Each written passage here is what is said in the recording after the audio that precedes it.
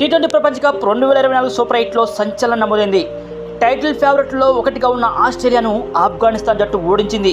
ఈ మ్యాచ్లో తొలుత బ్యాటింగ్ చేసిన ఆఫ్ఘనిస్తాన్ నిర్ణీత 20 ఓవర్లలో 6 వికెట్ల నష్టానికి 148 పరుగులు చేసింది. అనంతరం ఆస్ట్రేలియాను 127 పరుగులకి కుప్పకూల్చింది. దీంతో సూపర్ 8లో ఆ జట్టు తొలి విజయాన్ని నమోదు చేయగా ఆస్ట్రేలియా తొలి ఓటమిని చవిచూసింది. కాగా అంతర్జాతీయ క్రికెట్లో ఆస్ట్రేలియాపై ఆఫ్ఘనిస్తాన్కు ఇదే తొలి విజయం కావడం గమనార్హం. ఈ ఫలితంతో సూపర్ 8 గ్రూప్ 1లో సెమీస్ రేసు ఆసక్తికరంగా మారింది.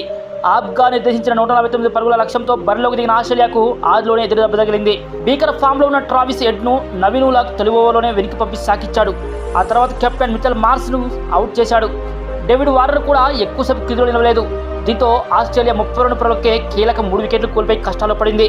ఈ దశలో గ్లెన్ మ్యాక్స్వెల్, మార్కస్ స్టోయినిస్లు ఇన్నింగ్స్ను చక్కదిద్దే ప్రయత్నం చేశారు. ఇదే ఆఫ్ఘనిస్తాన్పై వన్డే ప్రపంచ కప్ 2023లో ఒంటి చేత్తో మ్యాచ్ని గెలిపించిన మ్యాక్స్వెల్